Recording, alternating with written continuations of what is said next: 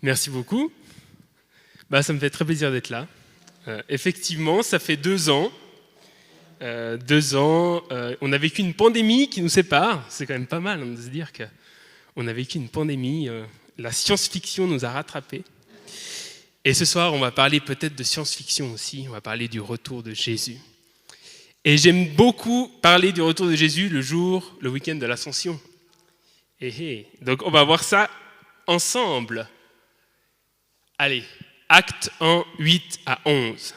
Mais vous recevrez de la puissance quand l'Esprit Saint viendra sur vous, et vous serez mes témoins à Jérusalem, dans toute la Judée et en Samarie, et jusqu'aux extrémités de la terre. Après avoir dit cela, pendant qu'ils regardaient, Jésus fut élevé, et une nuée le déroba à leurs yeux.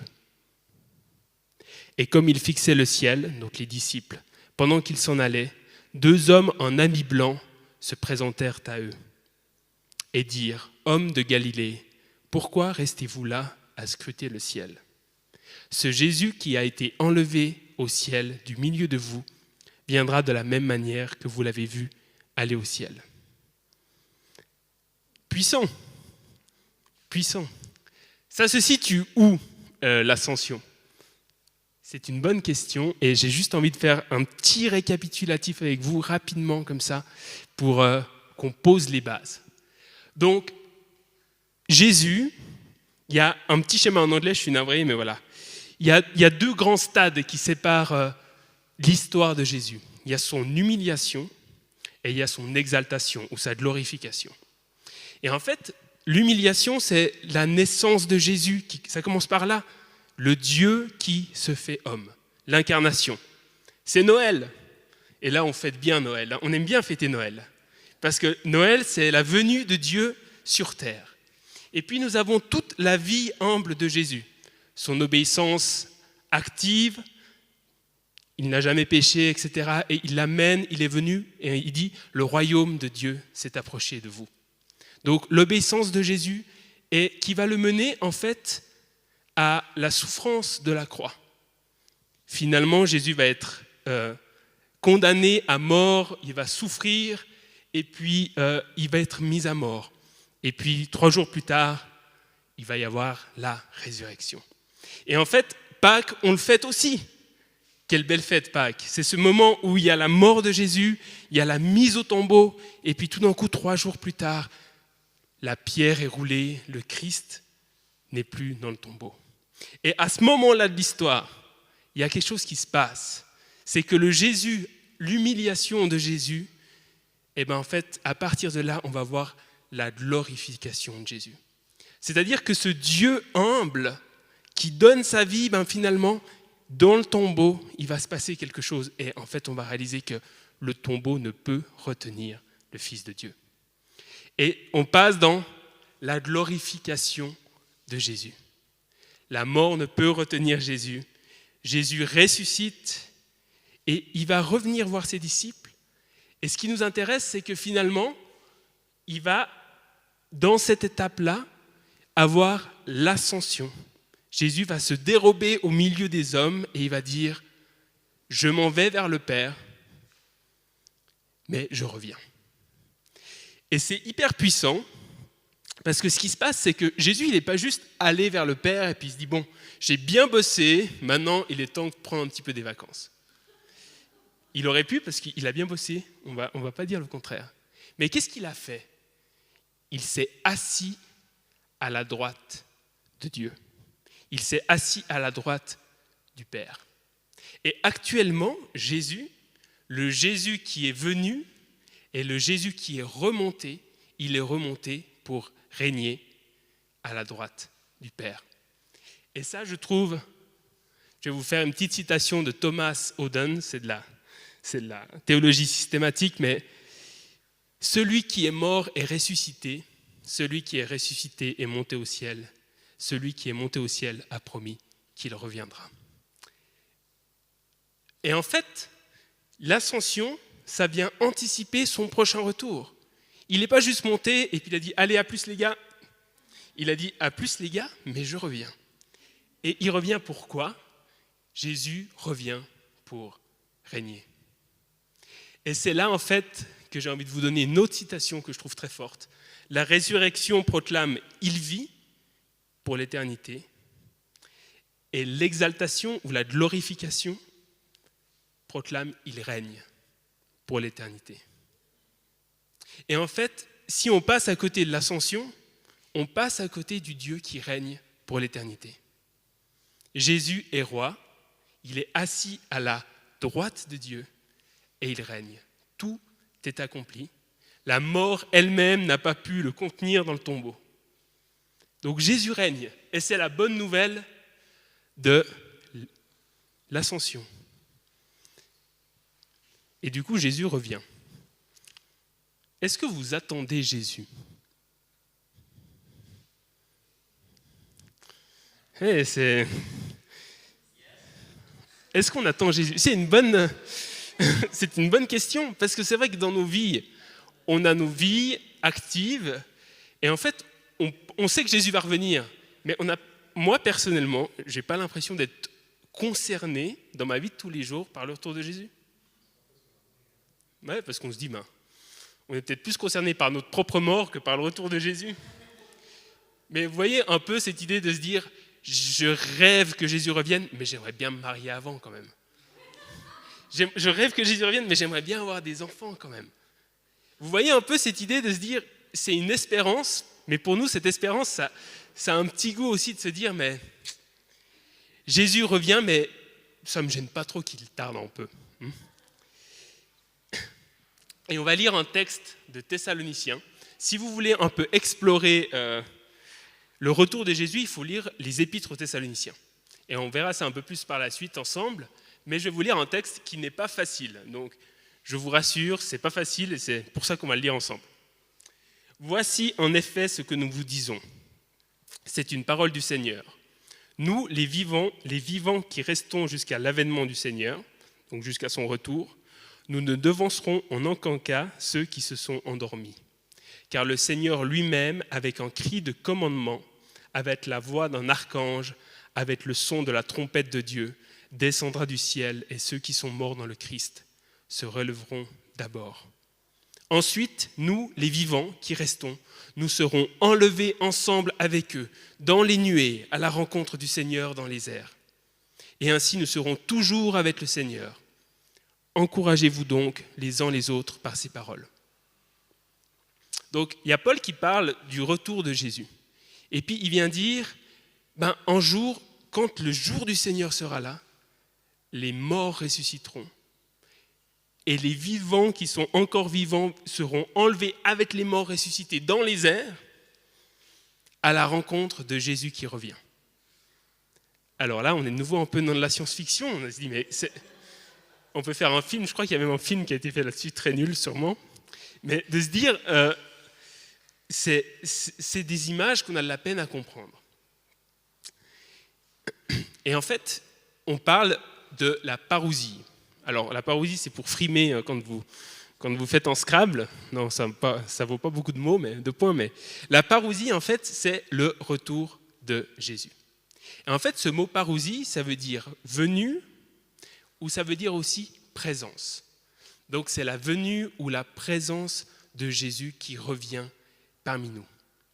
Et en fait, toute cette allusion, toutes ces images-là qu'on a, où il y a finalement les morts et les vivants qui sont élevés dans le ciel quand le Fils de Dieu revient sur les nuées, ça fait allusion à Daniel 7, où il y a le Fils de l'homme qui vient sur les nuées pour régner.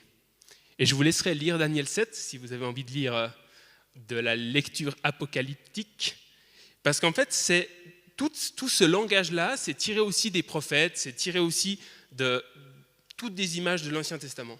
Et des fois, on a de la peine à saisir pleinement le message du Nouveau Testament parce qu'on passe à côté d'imagerie ou de manière de l'Ancien Testament, des choses qui ont déjà été dites dans l'Ancien Testament. Et je pense que les chrétiens des premiers siècles comprenaient beaucoup mieux ces textes que nous. Parce qu'ils avaient toute cette compréhension des textes, ils les connaissaient. Et quand on voit le Fils qui vient, les nuées, tout de suite, ça vient en tête Daniel 7. Donc chez vous, vous pourrez lire ce soir Daniel 7. Vous verrez, il y a des bêtes, il y a des trucs, il y a des trucs géniaux dans Daniel 7. Et en fait, la parousie, j'aime beaucoup cette image en fait. C'est à l'époque, quand il y avait un empereur qui revenait visiter une colonie, en fait, tous les gens de la ville sortaient à la rencontre de l'empereur qui venait rendre visite à la ville.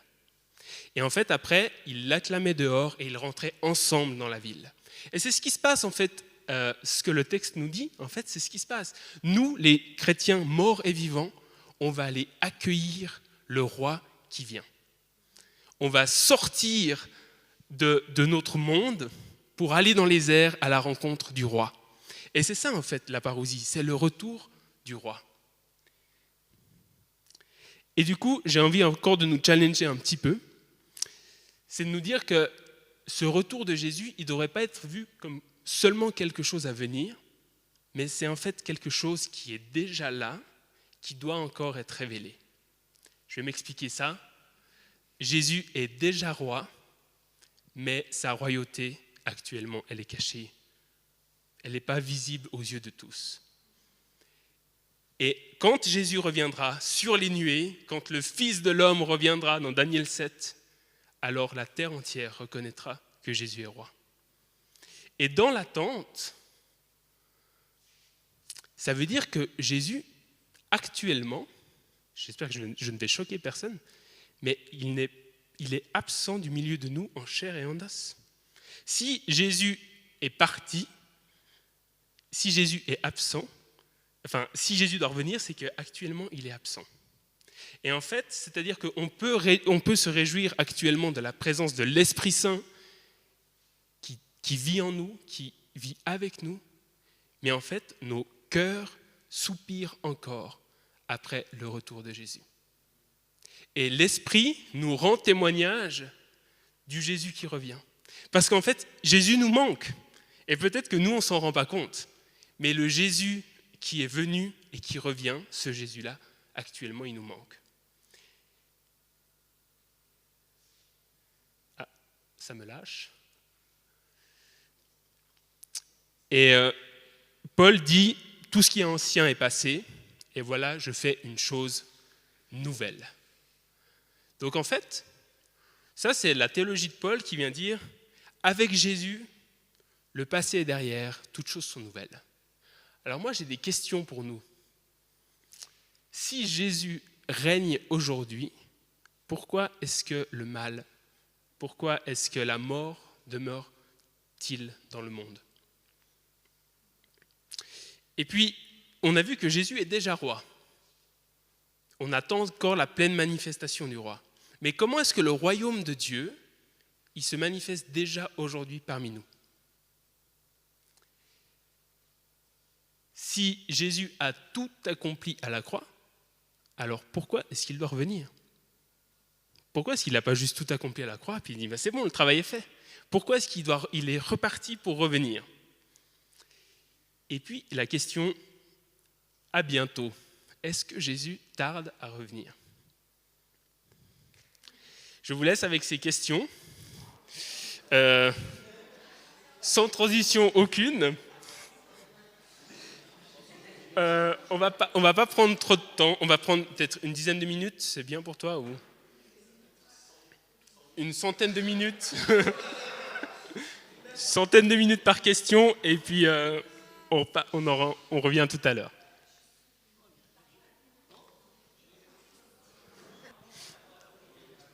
On y retourne ?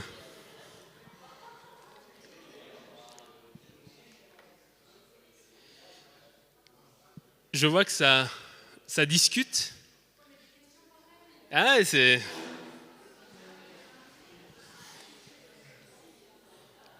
J'espère que c'est des bonnes questions. Et si ça discute, c'est que c'est des bonnes questions. Maintenant, est-ce qu'on a des bonnes réponses ? Ça, c'est encore... C'est ça qui est difficile. Je suis obligé d'aborder cette notion-là, qui est très importante et qu'on retrouve vraiment chez Paul. Cette idée de se dire, le royaume de Dieu est déjà là, et en même temps, le royaume de Dieu n'est pas encore là. Et en fait, Tout a été accompli à la croix, le royaume de Dieu est manifesté par la mort et la résurrection de Jésus, par son ascension, et en même temps, on vit dans un monde qui ne coïncide pas avec le royaume de Dieu. Et en fait, toutes ces questions, elles prennent leur sens dans cette tension-là, de se dire, le royaume de Dieu est déjà là, Dieu règne déjà sur le trône, et puis en même temps, le royaume de Dieu, il n'est pas pleinement manifesté au milieu de nous. Et c'est des questions que Paul vient vraiment aborder dans toutes les épîtres, et même aussi d'autres apôtres. Mais en fait, on vit dans un entre-deux, entre l'âge présent et l'âge à venir. Et en fait, cet entre-deux, il se chevauche. On est déjà dans le présent actuellement, on est déjà dans l'âge à venir du royaume de Dieu manifesté, et en même temps, on est encore dans l'âge présent où la mort est là, la maladie est là, et le mal demeure. Et du coup, je vous ai mis cette dernière phrase. Dieu donne cet entre-deux à son Église pour qu'elle remplisse son appel de témoigner du royaume à venir. Et en fait, il aurait pu tout faire. Il aurait pu dire, bon, je viens, je règle tout, et puis on n'en parle plus, on passe directement à la suite. Mais j'aime beaucoup cette idée de se dire, quand Dieu il crée l'homme, Adam et Ève dans le jardin, il veut régner avec eux. Et en fait, ce qui se passe, c'est que Dieu, il ne change pas ses plans. Et quand Jésus accomplit tout, finalement, il restaure l'homme et la femme dans leur appel de régner avec lui sur terre. Et en fait, on en est là, on est dans cet entre-deux, et on est appelé à manifester le royaume qui est déjà là, et à prêcher le royaume à venir. Et ça, c'est hyper fort pour nous, parce que ça veut dire qu'on n'est pas à la maison. Vous avez déjà, on parle beaucoup d'exil ces temps, parce qu'on voit la guerre en Ukraine. Mais finalement, les chrétiens, on est en exil. On est en exil dans ce monde qui ne nous appartient pas. On attend la Jérusalem céleste qui va descendre du ciel. Et en attendant, on vit dans ce monde et on témoigne du monde à venir. Et même plus, on fait venir déjà le monde à venir dans la réalité de notre monde présent. Et c'est ça le rôle de l'Église aujourd'hui. L'Église, elle n'attend pas simplement que Jésus revienne en serrant les dents. L'Église, elle est active et elle prêche la bonne nouvelle que le royaume de Dieu s'est approché de nous. Que Jésus, il a déjà tout accompli pour qu'on puisse un jour vivre éternellement avec lui. Et quand Jésus reviendra, il reviendra pour faire deux choses. Il détruira ses ennemis pour toujours. Et c'est marqué que le dernier ennemi, c'est la mort. Et je trouve hyper beau, il l'a déjà vaincu la mort. Mais un jour, il la détruira. Et de se dire que voilà, un jour, la mort et le mal ne seront plus. C'est ça l'espérance chrétienne. Et un jour, Dieu restaurera son peuple. Toutes les promesses qui ont été faites, un jour, Dieu restaurera et nous fera entrer pleinement dans notre terre promise, dans notre chez nous. Et en fait, au fond de nous, on a tous, je crois que c'est l'Ecclésiaste qui le dit, mais ce sentiment d'éternité, on aspire à l'éternité. Et en fait, on aspire à notre vraie patrie qui se trouve dans le ciel et qui attend encore d'être pleinement manifestée. Et je trouve ça hyper beau. Je ne m'en rends pas compte tous les jours quand je me lève, mais peut-être que si je m'en rendais compte tous les jours quand je me levais, je vivrais ma vie différemment ici-bas. Et puis à la question de Jésus tarde-t-il, j'ai envie de prendre 2 pierres. Il y a une chose en tout cas, mes amis, que vous ne devez pas oublier. Pour le Seigneur, un seul jour est comme 1000 ans et 1000 ans comme un jour. Alors déjà, on est bien parti. Le Seigneur ne tarde pas à tenir sa promesse, alors que certains prétendent qu'il a du retard. En fait, ces questions, elles sont d'actualité depuis les premiers siècles. Et ce que j'aime beaucoup avec ce thème, c'est qu'en fait, je n'ai pas besoin de vous faire des hypothèses, parce qu'en fait, la Bible répond déjà à ces questions dans les lettres. Ce qui se passe, on va le voir avec Thessaloniciens, mais en fait, toutes ces questions-là, elles ont déjà été posées par les églises naissantes, de se dire, mais Jésus, pourquoi il est où Jésus? Il a promis qu'il reviendrait. On l'a vu monter. Pourquoi il n'est pas redescendu? Et puis Pierre, il vient dire, Jésus fait preuve de patience envers vous, ne voulant pas que quelques-uns périssent, mais que tous parviennent à la conversion. Il faudrait étudier le texte, parce que c'est très intéressant, ce n'est pas le but de le faire ce soir ici, mais effectivement, on est dans le temps de la patience de Dieu. Et ailleurs, il dit en fait, la patience de Dieu est notre salut. Et je trouve cette phrase hyper forte de la part de Pierre, en fait. Dieu qui désire que tous soient sauvés, en fait, il a patience envers nous. Et il a confiance en son Église de manifester son royaume dans cet entre-deux. Et puis du coup, toutes ces questions-là, les chrétiens de Thessalonique se les sont posées. Là, je vais vous lister une liste des questions que les Thessaloniciens se posent dans les premières lettres et la deuxième lettre aux Thessaloniciens. Et on va voir en fait qu'ils ont plein de questions sur le retour de Jésus, même plus que nous. Ils se disent, est-ce que les croyants morts avant le retour de Jésus seront désavantagés par rapport à ceux qui verront le jour du Seigneur? Autrement dit, si en fait je ne suis pas de la génération qui voit Jésus revenir, est-ce que je rate quelque chose? Et en fait, c'est ce que je vous ai lu tout à l'heure avec la parousie dans Thessaloniciens, c'est de se dire, d'abord les morts ressusciteront, et les morts ressuscités et les vivants iront à la rencontre de Jésus dans les airs. En fait, c'est-à-dire qu'il n'y a pas une génération élue. Quand Jésus reviendra, toute la famille qui a mis sa foi en Jésus acclameront le roi qui revient. Et ça, c'est hyper beau, parce que finalement, c'est une espérance de se dire « je ne suis pas passé à côté de quelque chose si Jésus n'est pas revenu de mon vivant ». Et aussi, c'est hyper beau parce que c'est l'assurance de la résurrection des morts. Et ça, c'est une assurance chrétienne de se dire que nos corps aussi seront ressuscités. On ne sera pas juste des âmes flottantes sur un nuage. Dieu, qui nous a créé corps, va nous ressusciter avec un corps, mais il sera transfiguré comme lui l'a été après sa résurrection. Et on voit chez les Thessaloniciens qu'il y a une immense confusion qui se crée, parce qu'en fait, les Thessaloniciens, ils sont persécutés.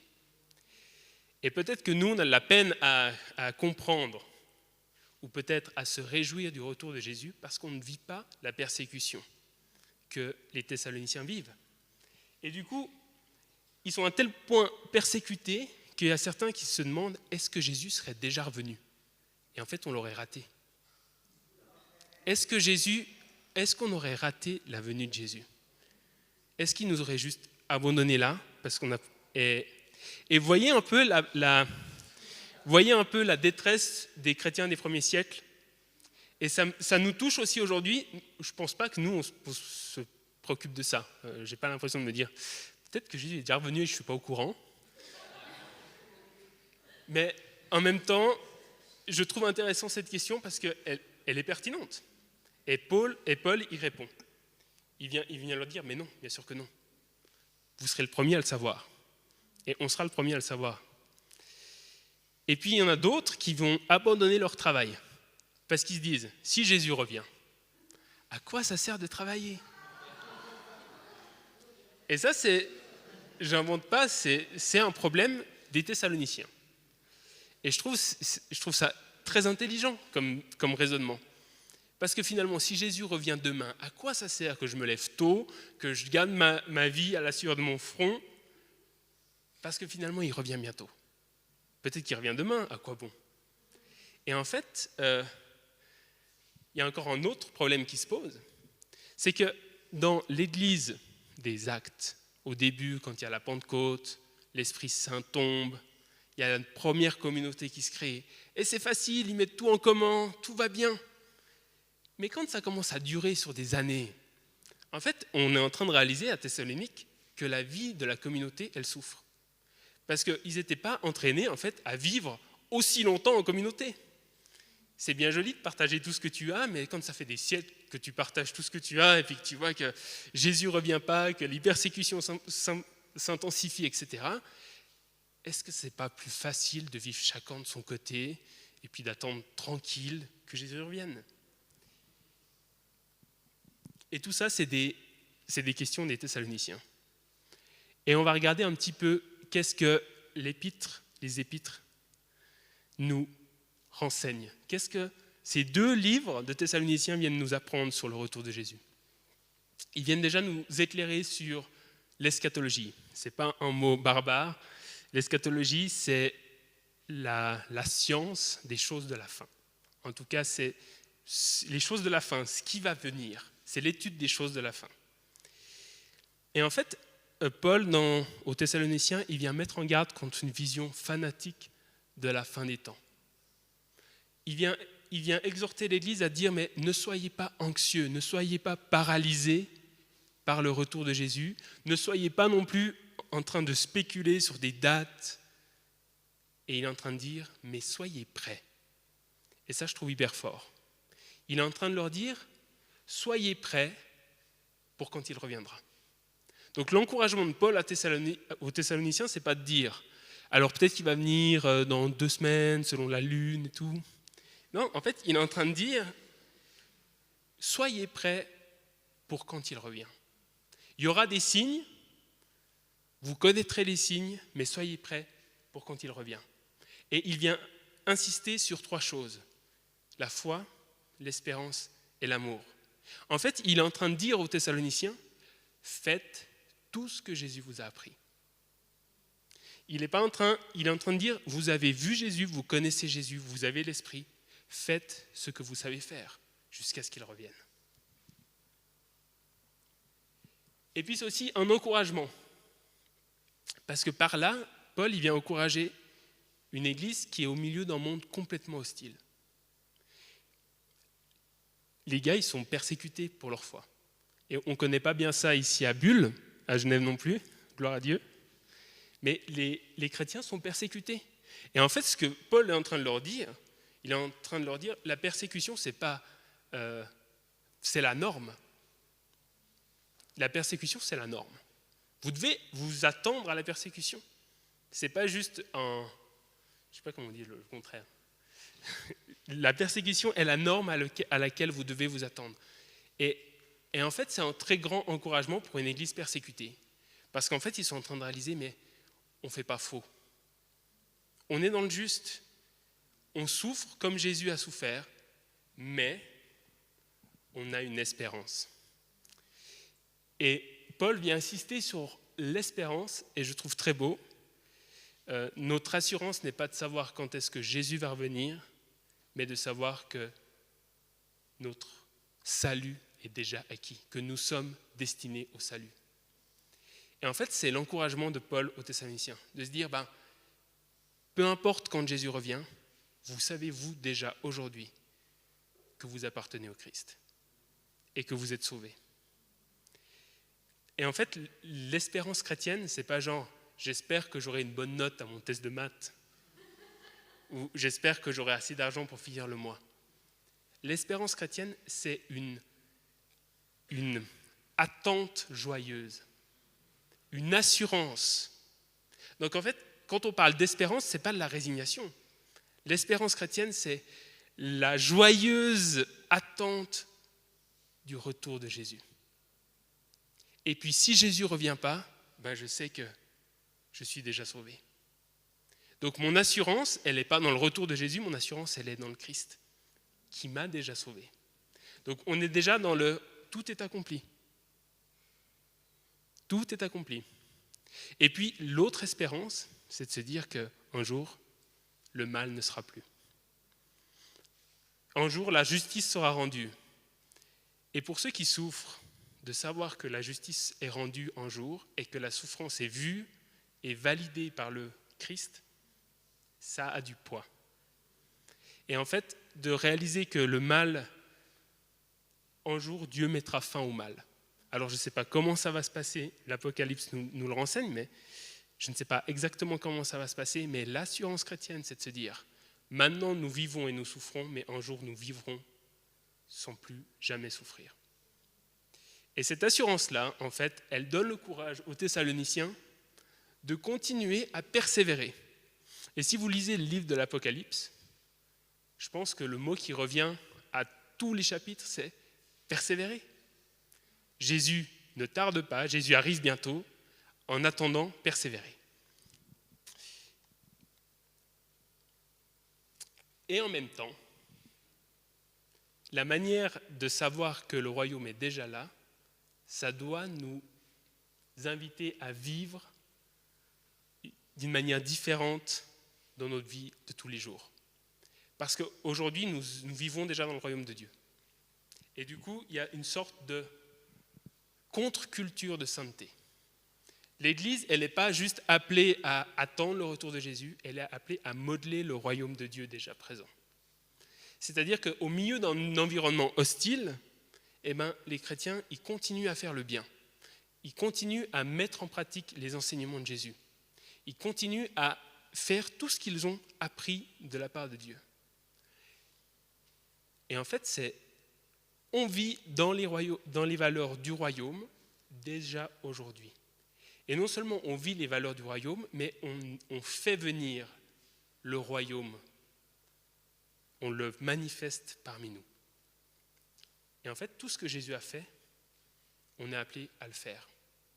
Et vous voyez quand je vous ai lu le texte sur l'ascension, au début, il dit « Je vous enverrai l'Esprit, et vous serez mes témoins à Jérusalem, en Judée, en Samarie, et jusqu'aux extrémités de la terre. » En fait, l'attente du retour de Jésus, c'est d'être ses témoins et de manifester le royaume jusqu'aux extrémités de la terre en faisant tout ce que Jésus nous a enseigné jusqu'à ce qu'il revienne.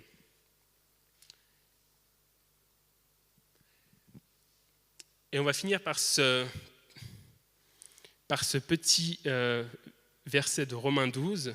« Ne vous conformez pas au monde présent, mais soyez transformés par le renouvellement de votre intelligence pour discerner quelle est la volonté de Dieu, ce qui est bien, ce qui lui est agréable et ce qui est parfait. »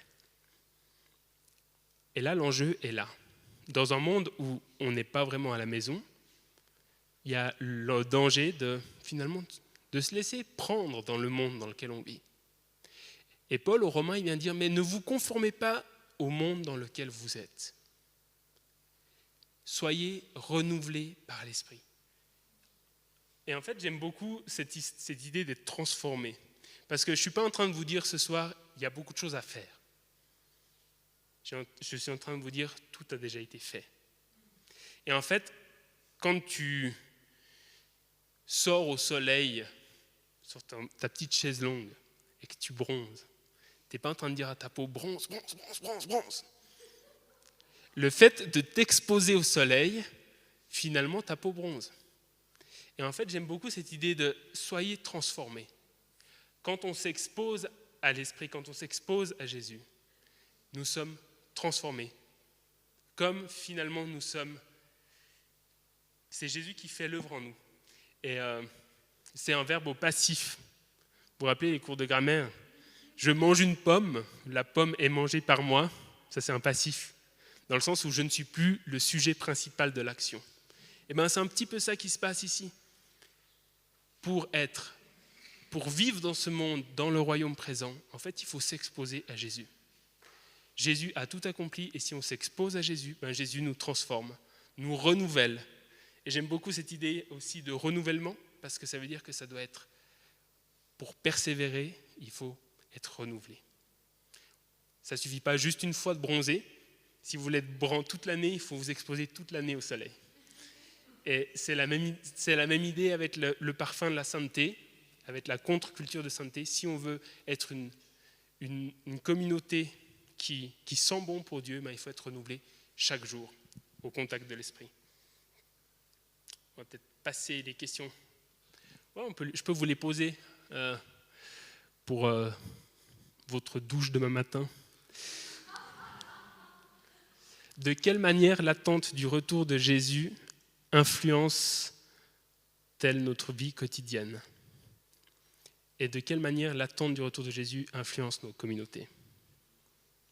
Et en fait, je trouve hyper fort ces questions, pas parce que je les ai posées, mais en fait, de me dire, est-ce qu'aujourd'hui, le fait d'attendre Jésus, ça change quelque chose dans ma manière de vivre ma vie quotidienne?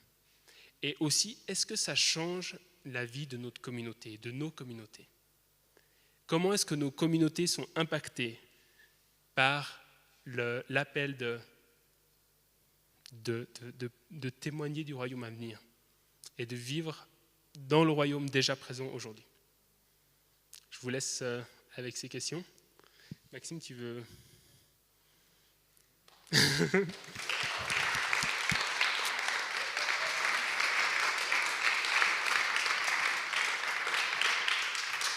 Waouh, merci pour cet enseignement magnifique. Je trouve hyper fort de parler de ce sujet-là parce que je trouve qu'on n'en parle finalement pas tant que ça dans les églises.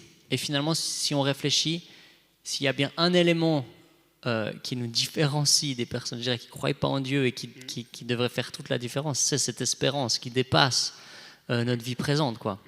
Et c'est tellement bon de se rappeler ça. Et pourtant, c'est un sujet qu'on fuit, tu sais, quand déjà on le trouve des fois un peu bizarre, ou bien on ne sait pas trop comment l'aborder, et puis on a un peu de la peine à le saisir. Et je trouve que c'est vraiment tellement puissant de pouvoir l'aborder. Et moi, j'avais envie, en fait, de te poser, parce que tu as des très bonnes questions que tu nous as posées ce soir. Du coup, j'aurais envie de te poser la première question, qui est là. De quelle manière l'attente du retour de Jésus influence-t-elle ta vie quotidienne? Peut-être si tu as un ou deux exemples à répondre à ça. Merci de me poser ma question.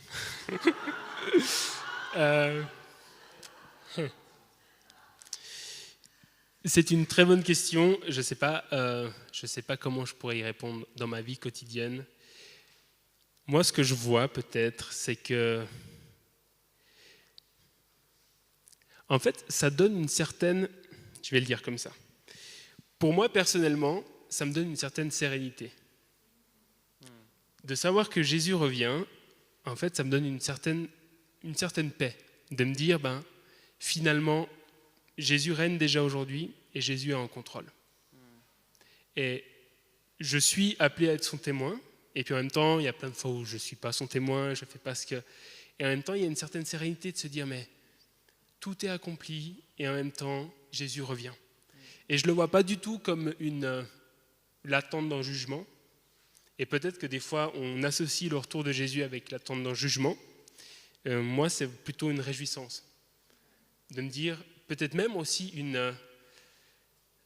comment on pourrait dire ça? Un soulagement. De dire qu'en fait, un jour, Jésus revient. Et ces préoccupations que j'ai dans ma vie de tous les jours, toutes ces choses qui me prennent la tête, etc. Mais en fait, un jour, Jésus revient. Et comment ça vient façonner aussi, c'est de se dire, quand je suis dans d'autres situations, peut-être de savoir cette assurance-là, c'est l'assurance du salut en fait.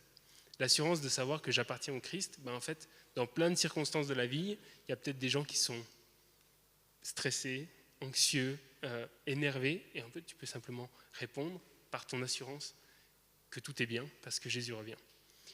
Et je sais que c'est une question délicate parce que pour un non-croyant, de se dire que Jésus est venu, ça passe encore, mais de dire que Jésus revient, ça, des fois, c'est hyper difficile à le concevoir. Et en même temps, c'est l'espérance chrétienne. Et donc voilà. Trop bon, merci. Est-ce que ça dirait de finir en priant? Oui. Prions pour ce sujet-là. Volontiers.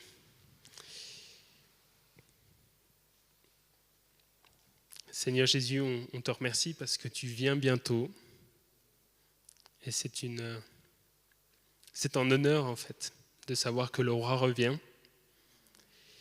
Et ce soir, Jésus, on veut t'inviter comme roi parmi nous. Tu es assis à la droite du Père et tu règnes aujourd'hui. Et alors qu'on sort de ce week-end de l'Ascension, Seigneur, on veut te couronner roi dans nos vies et on veut te couronner, Seigneur, et te reconnaître comme tel. On veut te glorifier, Seigneur, te dire que nous acceptons ta royauté et nous voulons marcher dans tes pas, à ta suite, Seigneur, et témoigner de ton amour partout où tu nous envoies.